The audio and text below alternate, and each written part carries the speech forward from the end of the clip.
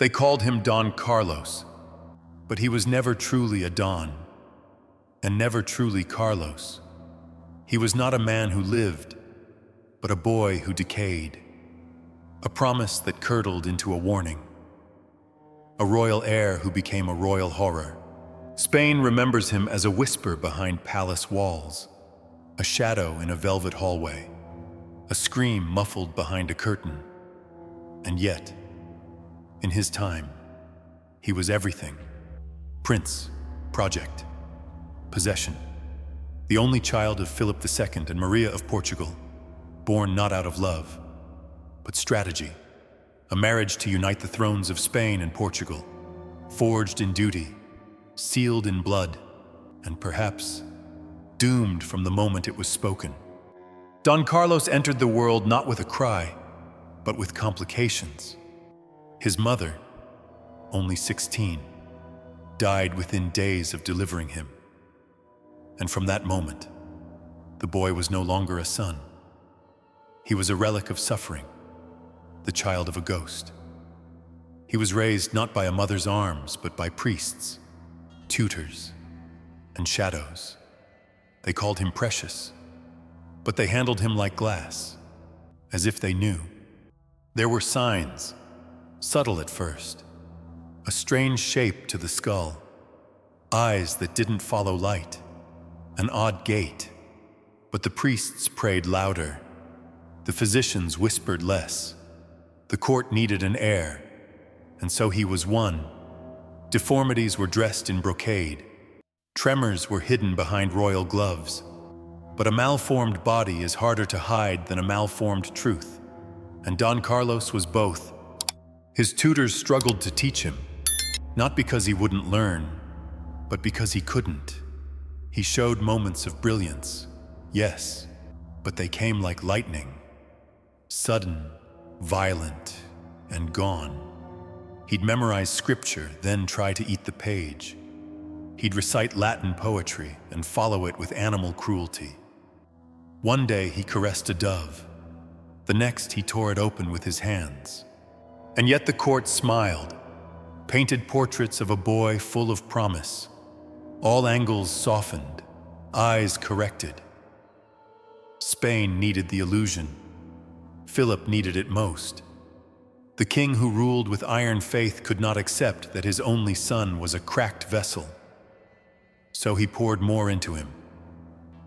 More tutors, more sermons, more discipline, as if devotion could repair what breeding had broken. But this was no ordinary misfortune. This was inheritance made visible. His skull bore the imprint of generations folded into themselves. Habsburg jaw, Bourbon brow, and something else, something twisted, unnameable. His blood was a whisper of too many cousins, too few boundaries. His mind was its echo, and the throne, silent, ancient, watching, waited. As Don Carlos grew, so did the rumors. Servants spoke of screams in the night, of shattered mirrors, of a prince who lashed out at shadows and whispered to bones. He had no friends, only handlers. His rage was not childlike, it was imperial. When he struck, he did so with the confidence of someone who believed he could not be punished. And he wasn't, not truly. Who could discipline the future king? One day, he pushed a servant down the stairs for looking at him too long. The boy died. Don Carlos was confined for a week, then given a new tutor. Another time, he tried to set fire to the stables. They blamed youthful passion, but there was no passion in his acts, only calculation wrapped in madness, like a creature testing the limits of its leash. Behind closed doors, Philip watched his son with a growing silence. The king who had once ruled half the known world found himself unable to govern the boy who bore his name. Spain could not afford a mad heir, but faith forbade the thought of replacing him. So Philip tried again. Not as a father, but as a sovereign. He changed tutors. He prayed harder. He consulted confessors and inquisitors alike.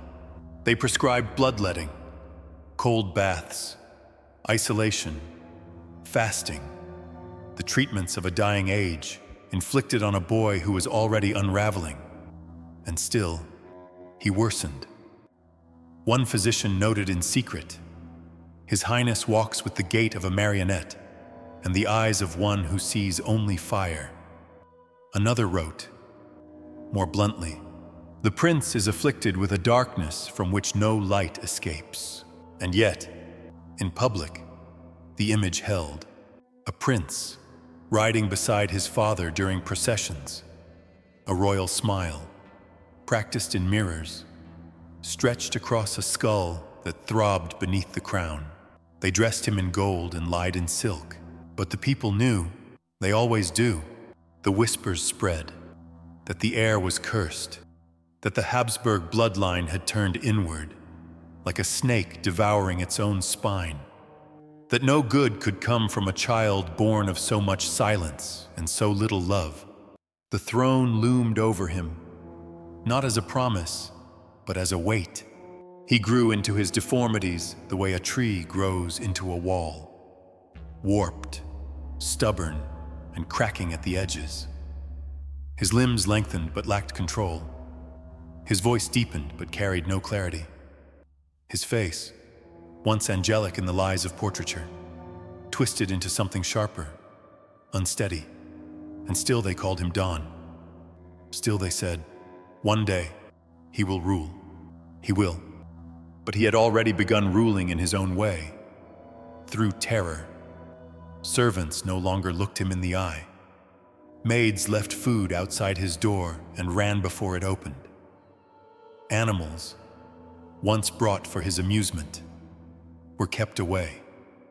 The royal hounds feared him. The horses knew something was wrong. And his mind, it spun faster than the doctors could follow. Delusions crept in, first like dreams, then like commandments. He believed he was being poisoned, that his father meant to kill him, that the Pope had cursed him at birth.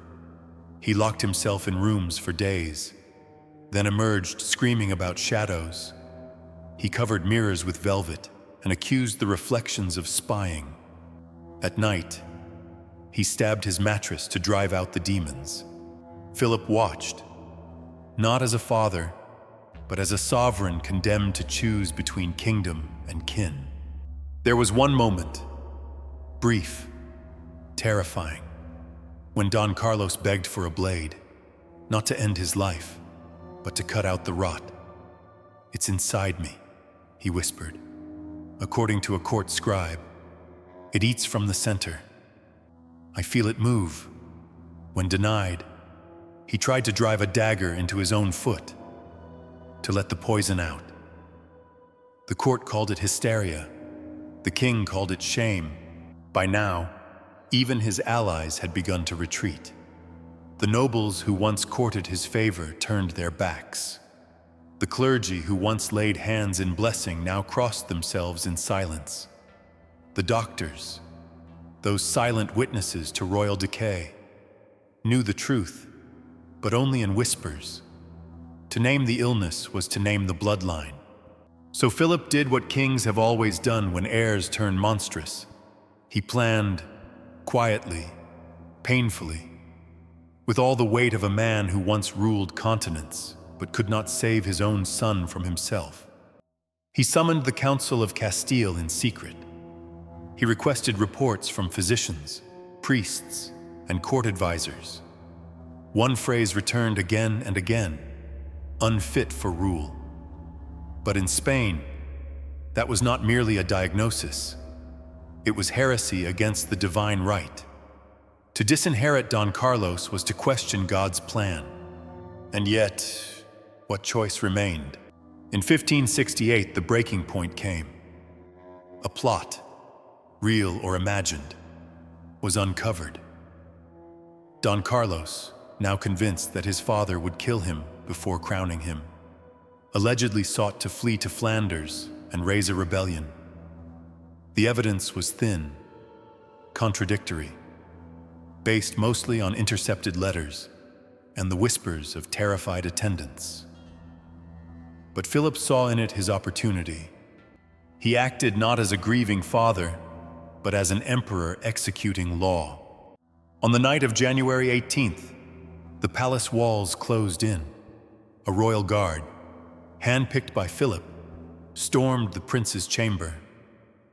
Don Carlos fought, screamed, bit, but he was sedated, restrained, and imprisoned in his own quarters. The door was sealed from the outside. Food passed through a slit. No visitors were allowed. The heir to the Spanish throne had become its most dangerous prisoner, and Spain watched in stunned silence. Rumors multiplied that he had gone mad, that he'd been possessed, that the king had locked him away to hide a crime, that he was dead already, and the imprisonment was a lie to buy time for the succession to be rewritten. The court offered no answers. The priest said nothing. The king remained cloaked in divine authority. Inside his cell, Don Carlos deteriorated. He refused food, then demanded feasts. He shouted hymns at the ceiling, then tore holy books apart with his teeth. He wept for his mother, whom he had never known.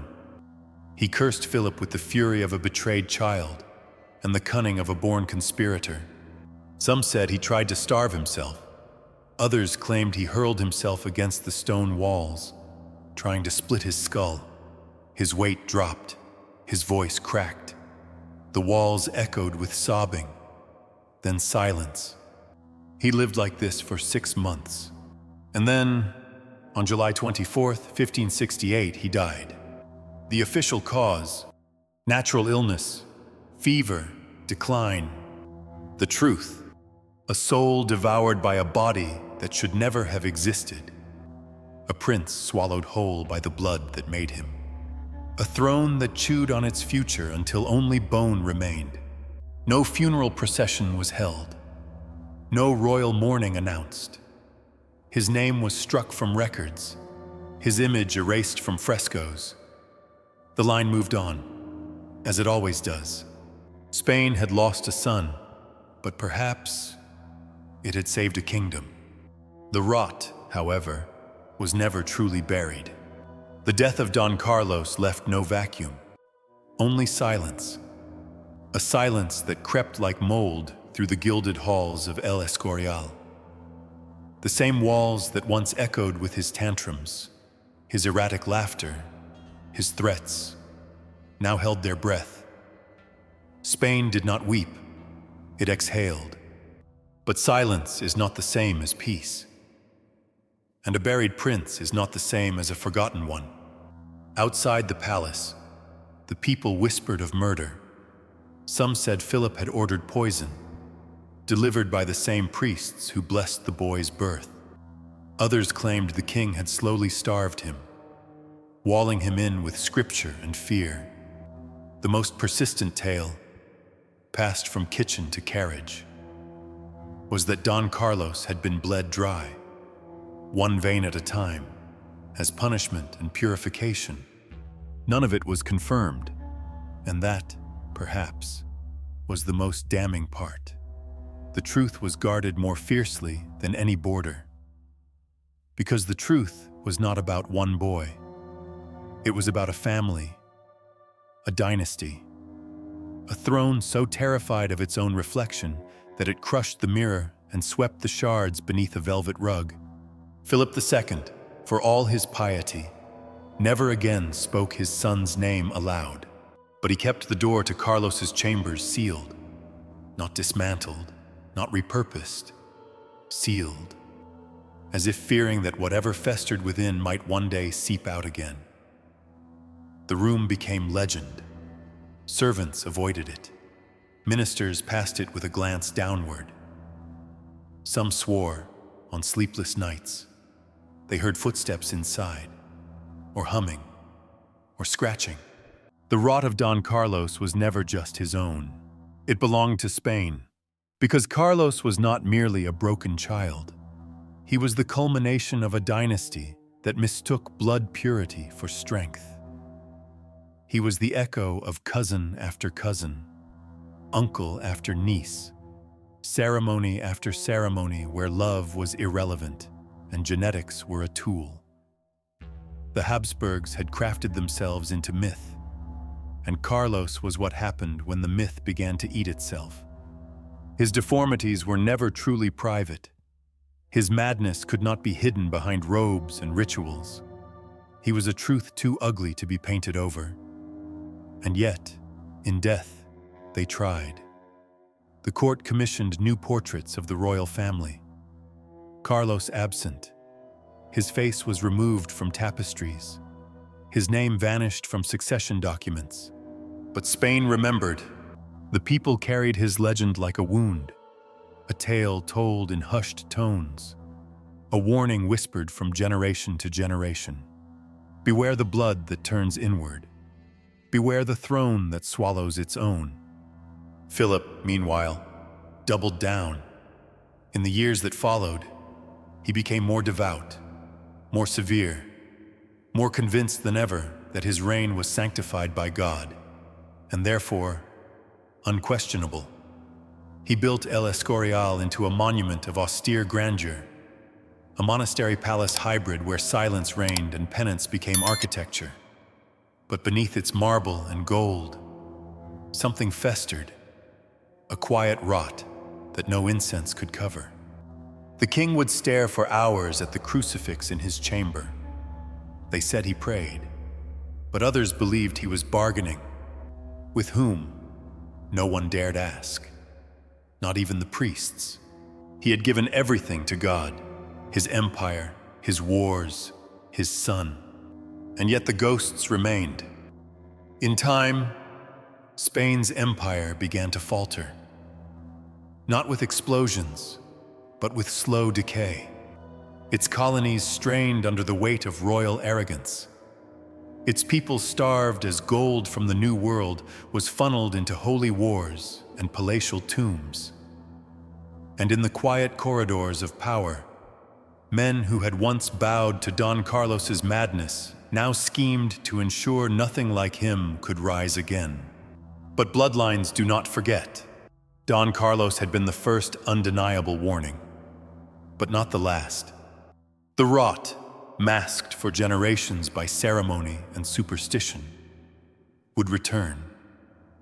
In cousins born with jaws too heavy to speak, in princes too sickly to walk, in queens who bore children that never breathed.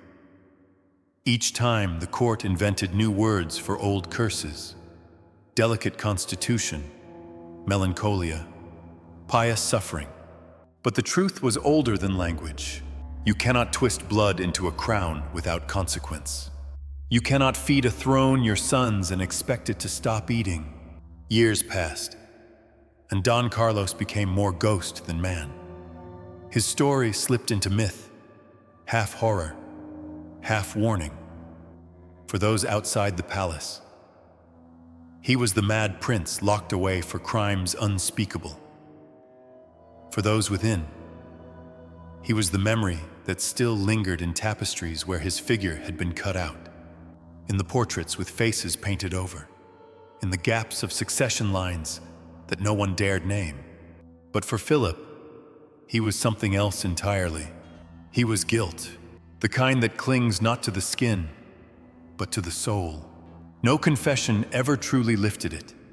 No rosary ever truly dulled it. The king who presided over the most powerful empire in the world had lost the one thing he could never replace: an heir shaped in his own image, a legacy now rotting inside a sealed chamber. It was said that in his final years, Philip ordered the room reopened once, only once. He entered alone.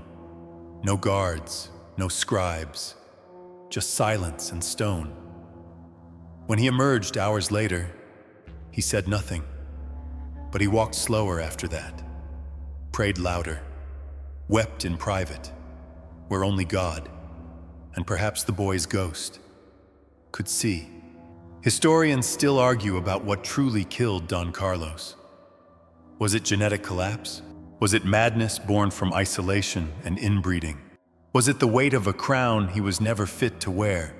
But they missed the point. Don Carlos didn't die on July 24th, 1568. He had been dying since birth. From the moment he drew breath, he was the product of a system that prized purity over possibility, appearance over mercy. His body was not broken by accident.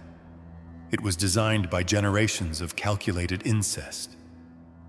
His mind wasn't shaped by chance. It was carved by expectation, suffocation, and fear.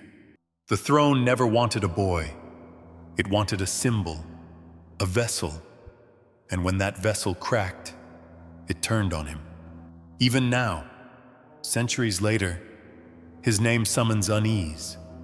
It is not spoken in Spanish textbooks as often as other kings and queens. It lurks in the margins, a tale too shameful for national pride, too haunting for bedtime history. And yet, Don Carlos matters. Not because he ruled, he didn't. Not because he triumphed, he never did. But because his ruin is the perfect reflection of an empire convinced of its own righteousness. So convinced, it consumed its future just to protect its past. There are letters, still, locked in archives across Europe, notes from ambassadors, whispers from foreign courts, fragments of testimonies left by doctors and scribes too frightened to sign their names. Together, they form the outline of a life both royal and ruined, a puzzle made of scars and secrets. One fragment reads, "He asked me once why the stars looked broken. I told him it was the glass of the window, but he shook his head. No, he said, it's not the glass. It's the sky. It's cracked, like me." Another, "I have tended to prisoners. I have cared for the wounded. But never have I seen a soul so lost inside its own body." And one more, "The prince did not belong to the world. He belonged to history, a history that eats its children." Don Carlos's tomb is modest by royal standards. A slab of stone, a name carved in Latin, no monument, no marble angels, just the earth and silence. But sometimes that is the loudest memorial, because the silence around his story is not absence, it is shame. Spain moved on. The empire persisted for a time. But cracks had already formed. Cracks not just in palaces and policies, but in blood. The Habsburgs would go on to birth more kings, more queens, more fragile heirs with eyes too wide and jaws too tight. The same cycle, the same delusion, until finally, centuries later, the line collapsed under the weight of its own fear. And still, we look back. Still, we ask, what went wrong? But the answer was never hidden. It was sealed in a boy's bedroom. It was written in bone, stitched in blood, whispered from dying lips to deaf courts. The throne that devours its heir does not deserve to survive. Centuries later, tourists walk the cold stone corridors of El Escorial, tracing the footsteps of kings. They come for the grandeur, the symmetry, the weight of empire carved into every inch of its solemn facade. But they do not know, cannot know, that somewhere behind the thick walls, the memory of Don Carlos still lingers like mildew in an old chapel. They pass through the hall of battles, the basilica, the royal pantheon beneath the earth, where the bones of emperors sleep in gilded sarcophagi.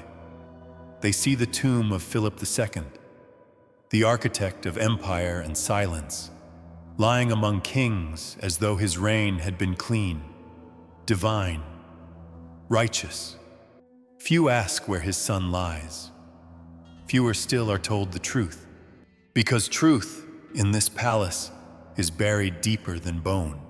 Don Carlos's story is not one of failure. It is one of sacrifice. Not noble, not willing, but ritualistic. He was not born to rule.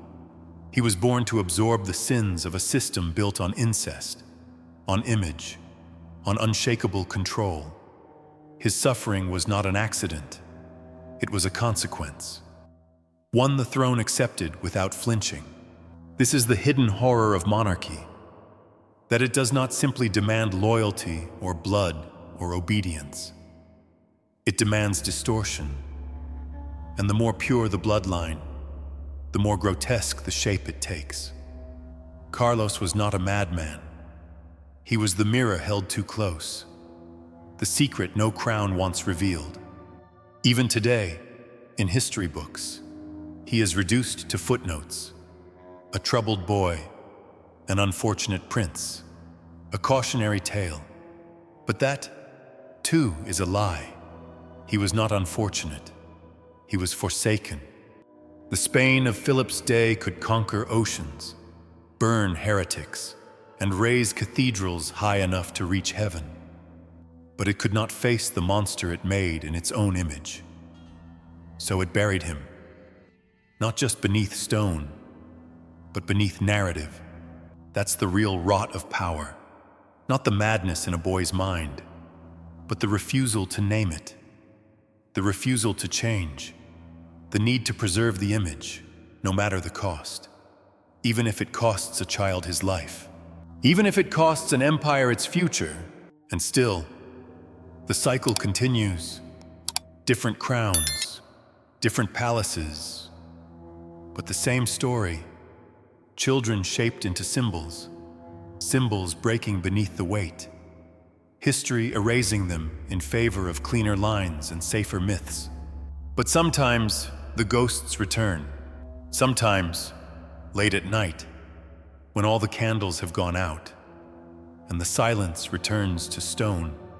The story of Don Carlos rises from its grave, not with rage, not with vengeance, but with a whisper that says, "I was real. I was here, and I was eaten from the inside."